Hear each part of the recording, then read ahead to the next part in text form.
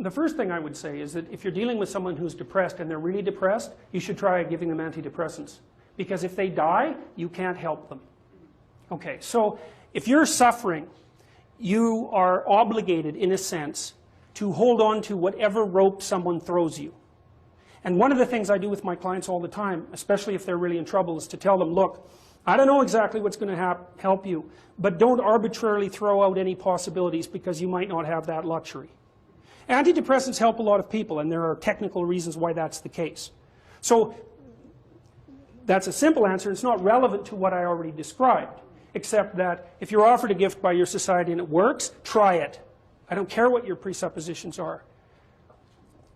Apart from that, lots of the time you see people who are suffering with depression, for example. There's a multitude of reasons, but I'll take one common reason. You can think about it as associated with the story of Peter Pan. Now, Peter Pan is someone who won't grow up, right? Now, the problem with Peter Pan is he gets to be king, but it's king of Neverland. Neverland doesn't exist. So being king of nothing isn't that helpful. Well, one of the things that you often see with people who suffer from depression, and I'm not making a blanket statement about the cause of depression because there's lots of them, is that people who don't have enough order in their life tend to get overwhelmed. So, for example, if someone comes into me and to see me and they say they're depressed, I always ask them a very standard set of questions. Do you have a job?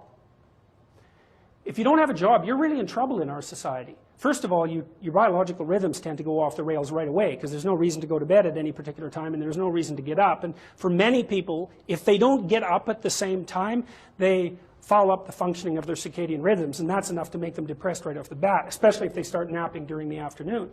They also don't have a purpose. People aren't good without a purpose. And this isn't hypothesizing. We absolutely understand the circuitry that underlies positive emotion. We know how it works. Almost all the positive emotion that any of you are likely to experience in your life will not be a consequence of attaining things. It will be a consequence of seeing that things are working as you proceed towards a goal you value. That's completely different. And you need to know this because people are often stunned, for example. They finish their PhD thesis and their presupposition is that they're going to be elated for a month. And often instead they're actually depressed. And they think, oh, what the hell, I've been working on this for 7 years and I handed it in and what do I do now? And that's what depresses them, right? It's the what do I do now? Well, they're fine if they enjoyed it, pursuing the thing. As long as it was working out, they get a lot of enthusiasm and excitement out of that because that's how our nervous systems work. Most of your positive emotion is goal pursuit emotion. If you take drugs like cocaine or amphetamine, the reason they're enjoyable is because they turn on the systems that help you pursue goals. That's why people like them. So if you don't have a job, you got no structure, that's not good. Plus, you tend not to have a point. So you're overwhelmed by chaotic lack of structure and you don't have any positive emotion. Well, do you have any friends? So sometimes you see people who are depressed, they have no job, they have no friends, they have no intimate relationship, they have an additional health problem, and they have a drug and alcohol problem. My experience has been if you have 3 of those problems, it's almost impossible to help you. You're so deeply mired in chaos that you can't get out because you make progress on one front and one of your other problems pulls you down. So one of the things I tell people who are depressed is like, don't sacrifice your stability. Get a job, even if it's not the job you exactly want. Get a damn job. You need a job. Find some friends. Get out in the dating circuit. See if you can establish an intimate relationship. Put together some of the foundational items that are like pillars that your life rests on. Well, that's the practical thing to do. So that's one example with regards to depression.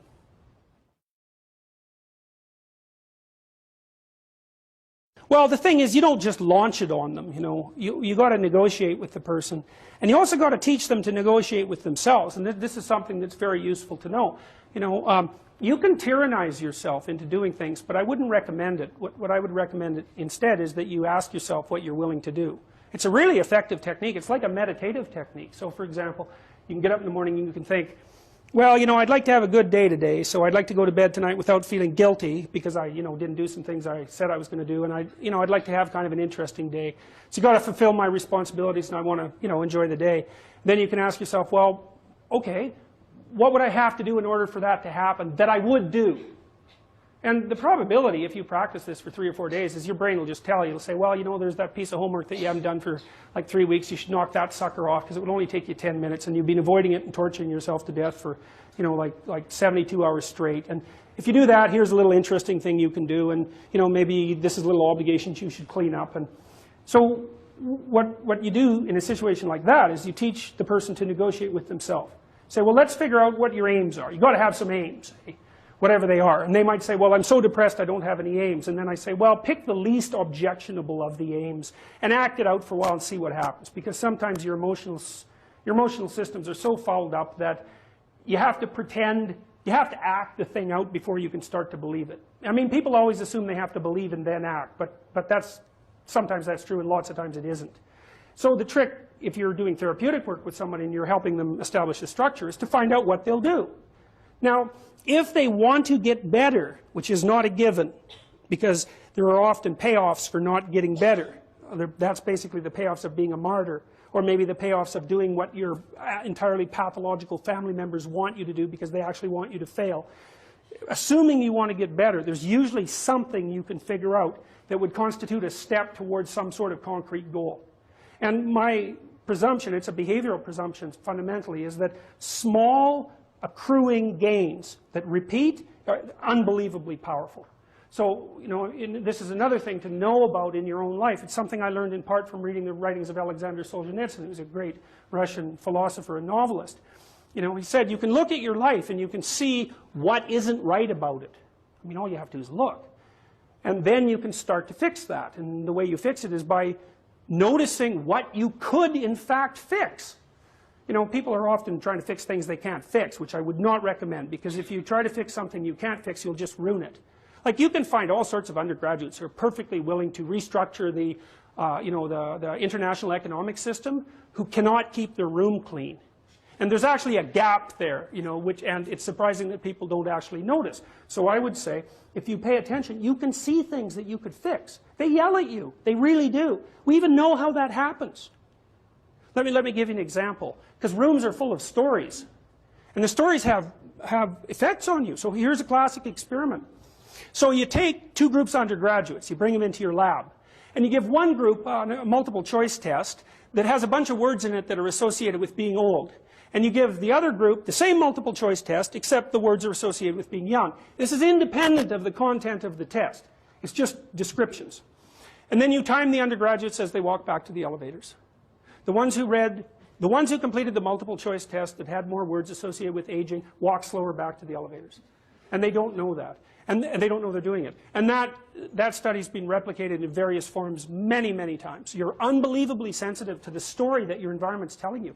Because your environment is not made out of objects. That's just wrong. Your environment is basically made out of something like tools and obstacles. You're a tool-using creature. You're a tool-perceiving creature. The things you... Like, if I take you out of this room and I say, well, what was in the room? You're not going to say, you know, random patterns in the carpet, because they're real. They're just as good an object as anything else. You're going to say chairs because you can sit on them, and you're going to say handrails because you can hold them. You're going to say stairs because you can walk down them. That's what you see, and that's what you interact with. And if you pay attention to your environment, which is you, by the way, extended, all of your experience is you. It will tell you all the time what you should do. All you have to do is do it. But then you have to decide if you want to do it.